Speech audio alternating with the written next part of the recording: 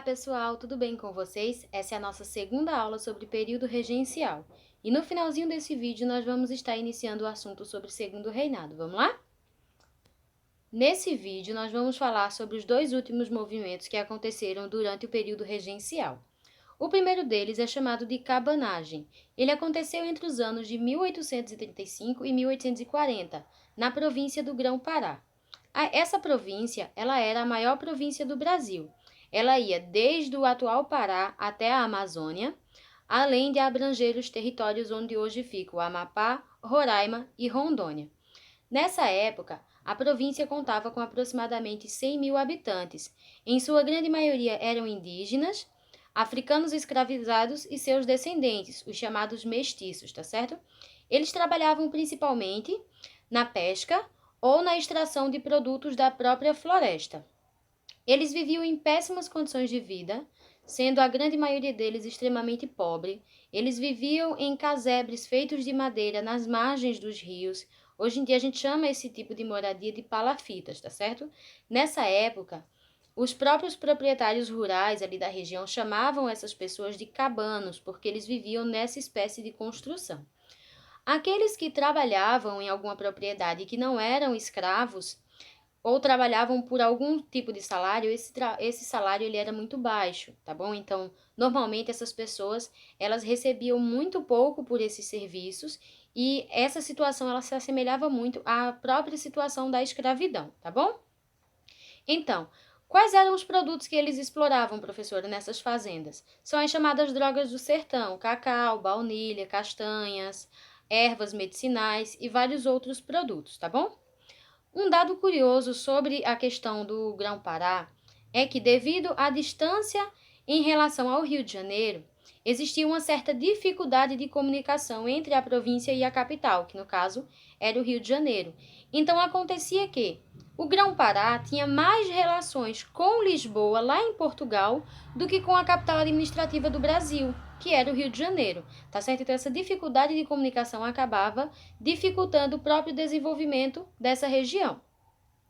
Isso também é uma prova, né, de que o estado do Grão-Pará, a província do Grão-Pará, desculpa, foi a última a aderir, de fato, ao Brasil Império, tá bom? Ele só aderiu ao Brasil Império em 1823. Foi a última província a ingressar no território brasileiro enquanto império, tá bom? Então, o movimento ele teve início com a união entre os cabanos e os proprietários rurais. Apesar deles terem estilos de vida completamente diferentes, características completamente diferentes, mas eles tinham alguns objetivos em comum. No caso dos cabanos, eles queriam melhores condições de vida. Já no caso dos proprietários rurais, que eram a elite da época, eles queriam maior autonomia política e administrativa para a sua província, tá certo? Então eles defendiam a maior autonomia política e também, né, essa questão econômica, porque eles precisavam também se desenvolver. Então, inicialmente, eles ocuparam a cidade de Belém, liderados pelo fazendeiro Félix Antônio Clemente Maucher e por Francisco Vinagre, tá bom? Maucher, ele foi colocado à frente do movimento e ele acabou se tornando o grande líder. Eles assassinaram o então governador da província e quem assumiu seu lugar foi Maucher. Só que depois que ele assumiu o cargo, né, a liderança do movimento, ele acabou traindo o movimento e declarando sua lealdade aos regentes. Então ele passou a perseguir outras lideranças do movimento, como o próprio Francisco Vinagre, que tinha lutado a seu lado na tomada de Belém. Lembrando que Belém foi tomada 2 vezes, tá certo? A primeira vez, onde o presidente da província foi assassinado, e depois ela voltou a ser dominada, foi parcialmente destruída e recuperada novamente pelos regentes. Então, a perseguição de Maucher fez com que ele prendesse Francisco Vinagre. Em resposta a isso, o irmão de Francisco Vinagre, chamado Antônio Vinagre, contava com todo o apoio, né, militar. Ele se revoltou e ele acabou assassinando Maucher e colocando seu irmão à frente do movimento. Nessa época, um outro líder ele estava começando a ganhar destaque, que era Eduardo Angelim. Eduardo Angelim era um cearense que tinha fugido do Ceará devido à seca, tá certo? Depois que Eduardo Angelim se instalou no movimento, ele conseguiu unificar o movimento e proclamar a República dos Cabanos em 1836. Só que depois ele acabou sendo preso pelos regentes, tá certo? Pelo exército regencial. Isso fez com que o movimento ele acabasse perdendo força. E outro detalhe sobre a administração de Angelin, desculpa. Ele também fez a mesma coisa que Malcher fez, passou a perseguir outras pessoas dentro do próprio movimento, como é o caso de uma insurreição negra que aconteceu dentro do próprio movimento e que foi violentamente reprimido por ele. Então, depois que Angelin foi preso, o movimento ele acabou se desmantelando, tá bom? Ele acabou perdendo força, os proprietários rurais abandonaram o movimento e isso resultou num saldo aproximado de 30 mil mortos. Então, foi um movimento muito conturbado e muito violento, tá certo? A maioria dos historiadores defendem que esse movimento ele não deu certo porque sempre que os revoltosos estavam na liderança ou chegavam a um cargo importante, eles acabavam metendo os pés pelas mãos e eles não conseguiam manter a unidade do movimento e por isso ele foi reprimido. O segundo movimento é chamado de Revolução Farroupilha ou dos Farrapos, que aconteceu entre os anos de 1835 e 1845, na província do Rio Grande do Sul. Essa província tinha como base econômica a criação de gado para a fabricação de charque, sebo, graxa para as máquinas e beneficiamento do couro para o comércio, fabricação de bolsas, sapatos e muito mais. Tá certo? Então, esses produtos eles se destinavam principalmente ao mercado interno, ou seja, eles eram consumidos dentro do Brasil, eles não eram vendidos para outras regiões. Em que local do Brasil, professora? Nas províncias de São Paulo e do Rio de Janeiro, tá certo? Só que surgiu um problema relacionado a isso, que era a concorrência dos produtos estrangeiros da região cisplatina, principalmente os produtos produzidos pelos uruguaios e pelos paraguaios, que também faziam os mesmos produtos que os gaúchos, tá certo? Principalmente a charque. Por que o problema, professora? Porque nessa época, os produtos produzidos fora do país, eles entravam pagando menos impostos do que os produtos que eram produzidos aqui mesmo no país. Então, acabava que a charque produzida no Rio Grande do Sul, ela acabava se tornando muito mais caro que aquela charque que tinha vindo de outro país, né, de outras regiões, devido a essa questão dos impostos, tá certo? Então, a crítica aos privilégios dados aos produtos vindos da região cisplatina fez com que, no dia 20 de setembro de 1835, se iniciasse o movimento conhecido como Revolução Farroupilha, tá certo? Eles pediam principalmente uma maior autonomia para o Rio Grande do Sul e a defesa do republicanismo. O que isso significa? Que eles queriam a proclamação de uma república no Rio Grande do Sul, tá certo? Eles tinham como liderança um homem chamado Bento Gonçalves, e nessa liderança eles acabaram conquistando a cidade de Porto Alegre. Eles tomaram a cidade de Porto Alegre, depuseram o presidente da província, e no ano seguinte eles proclamaram a República Rio-Grandense em 1836. A primeira sede administrativa, ou a primeira cidade mais importante dessa nova república, era a vila de Piratini, tá certo? Deixa eu mudar aqui o slide. Vamos lá. Nos anos de 1839, a partir de 1839, liderados pelo general Davi Canabarro e pelo italiano Giuseppe Garibaldi, eles conquistaram a cidade de Laguna, em Santa Catarina, e proclamaram uma outra república, que recebeu o nome de República Juliana, porque foi proclamada no mês de julho, tá certo? Só que essa república, ela não foi tão exitosa quanto a primeira. Ela acabou existindo por apenas 4 meses e depois ela acabou se dissolvendo, sendo destruída, tá certo? Então, a República Rio-Grandense tinha como uma ideologia liberal moderada, onde ele trazia em sua Constituição, eles criaram um projeto de Constituição, então eles estavam bem organizados em relação a isso, e ele trazia a existência dos 3 poderes, o Executivo, o Legislativo e o Judiciário, dando um maior destaque ao Senado, e ele também trazia garantias individuais de liberdade, liberdade de imprensa, liberdade religiosa, né, liberdade de expressão, e também liberdade econômica e liberdade de comércio, tá certo? Só que o governo regencial acabou reagindo e enviou mais de 12 mil homens comandados por Luiz Alves de Lima e Silva, no ano de 1842, para tentar combater os farroupilhas. Nessa mesma época, foram aceitos escravizados nos campos de batalha, lutando ao lado dos seus senhores, tá certo? Principalmente com a promessa de que após a proclamação dessa república, após a sua consolidação, esses escravos teriam a liberdade, tá bom? Então, os conflitos eles acabaram se estendendo por mais 3 anos, sendo de fato encerrados no ano de 1845. Eu não posso chegar aqui para vocês e dizer assim, olha, quem venceu foi fulano, quem perdeu foi Beltrano. Não. Por que não? Porque nós não tivemos um vencedor. O que nós tivemos foi uma assinatura de um tratado de paz.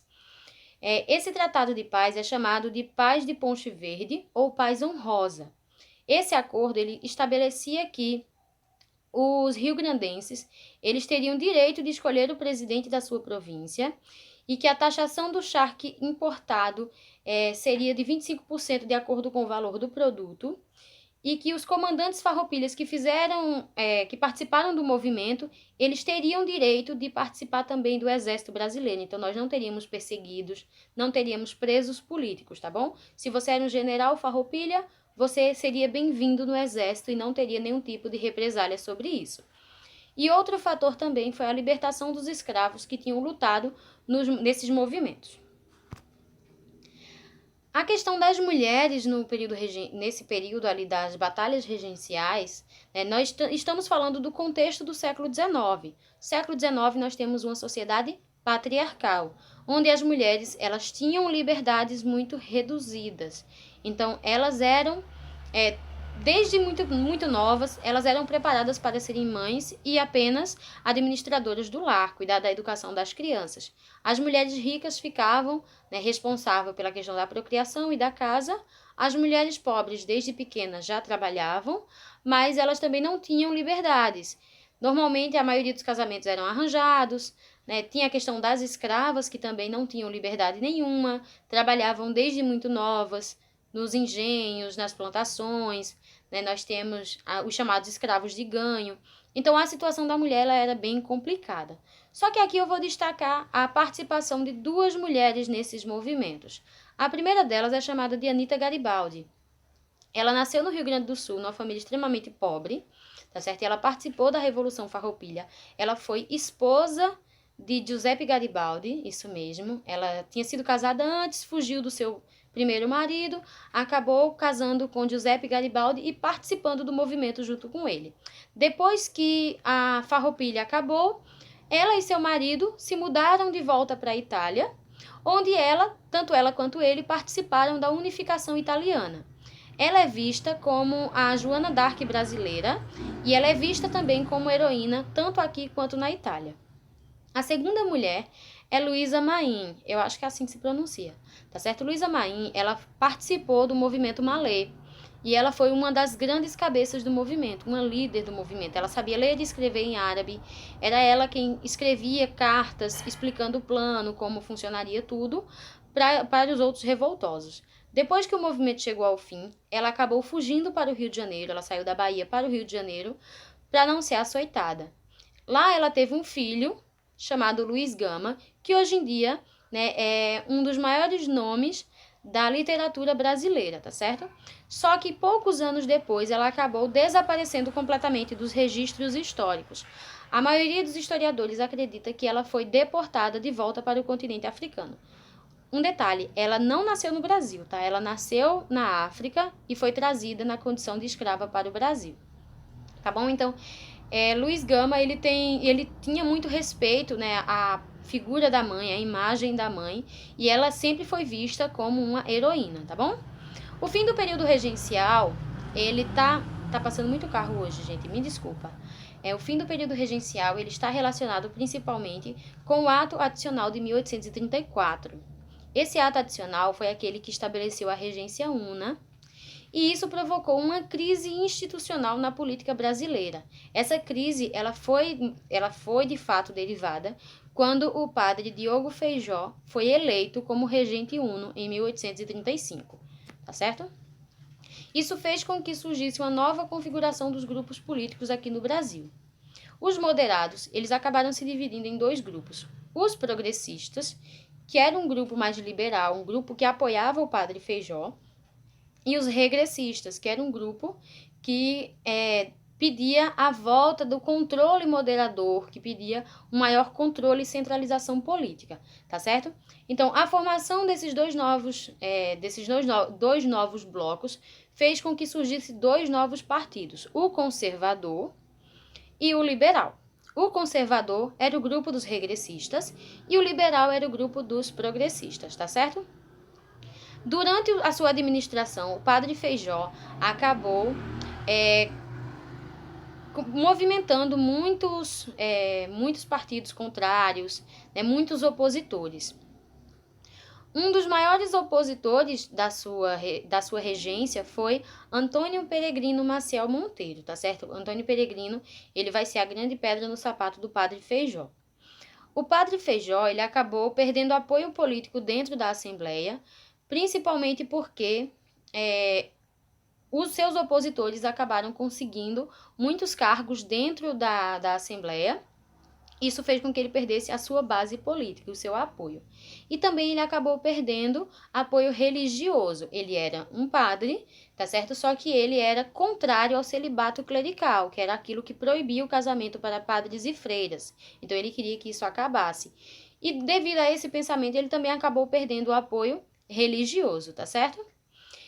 Então, as eleições da Câmara Legislativa em 1836 fez com que a maioria dos deputados e senadores eleitos fossem do Partido Regressista, ou seja, os conservadores, que eram contrários ao padre Feijó, eram oposição. Depois que ele perdeu a sua base política, ele acabou renunciando em 1837 por não conseguir aprovar nada, não conseguir, de fato, governar da forma como ele queria, tá certo? Em seu lugar foi colocado Araújo Lima. Araújo Lima ele acabou aliando-se aos conservadores e durante a sua administração teve início o chamado Regresso Conservador, que foi até 1840, tá bom? Nesse chamado Regresso Conservador foram combatidas muitas das políticas anteriores, principalmente as políticas adotadas pelo padre Feijó, que dava muitas autonomias às assembleias e às províncias, tá bom? Então isso tudo passou a ser combatido. Só que mesmo assim, os progressistas, eles não desistiram, tá certo? De que forma? Eles, como estavam completamente excluídos da política, ou quase totalmente excluídos da política, eles decidiram formar um clube da maioridade em 1840. O que é isso, professora? O clube da maioridade era um grupo de progressistas que desejava antecipar a coroação de Dom Pedro de Alcântara. Queriam que a maioridade fosse reduzida e que ele pudesse, de fato, assumir antes da data prevista na Constituição. Então, eles conseguiram o apoio de muitos proprietários, muitos políticos, né, a elite da época, e eles conseguiram aprovar o chamado golpe da maioridade em 24 de julho de 1840.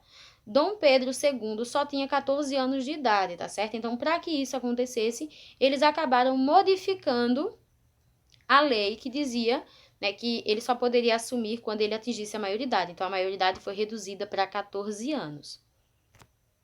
Vamos lá, já no segundo reinado, eu falei que introduziu o segundo reinado para vocês, a maioria dos historiadores, pelo menos um que eu gosto muito, que é José Murilo de Carvalho, ele acabou dizendo que Dom Pedro II, ele era discreto, mas ao mesmo tempo ele era muito severo. E ele soube preservar a imagem de homem sábio, comprometido com o interesse público e com a sua perfeita administração, além de preservar a cultura do Império Brasileiro. Em relação à sua vida, né, ele teve uma vida muito conturbada. Por que conturbada, professora? Porque qualquer coisa que acontecia na vida dele, os jornais já reportavam e viravam um escândalo. Principalmente a sua suposta paixão pela Condessa de Barral, que na verdade era uma mulher casada, assim como ele também era casado, e que cuidava da educação dos muitos filhos que ele teve, tá certo? Mas José Murilo de Carvalho diz que apesar de todos os escândalos, apesar de tudo aquilo que aconteceu durante os 50 anos da administração de Dom Pedro II, a sua grande paixão era, na verdade, o Brasil, tá certo? Ele também defende que Dom Pedro II ele trazia princípios republicanos e ele tentou seguir uma linha de governo liberal e humanista e sempre voltada à questão da civilização. Gente, eu espero que vocês tenham gostado, tá bom? Desculpem o fato de estar passando muito carro aqui, é porque eu moro aqui na principal, então não tem como evitar que os carros passem, tá certo? Estou morrendo de saudade de vocês. Qualquer dúvida, é só entrar em contato comigo. Um beijo. Tchau, tchau, meus amores.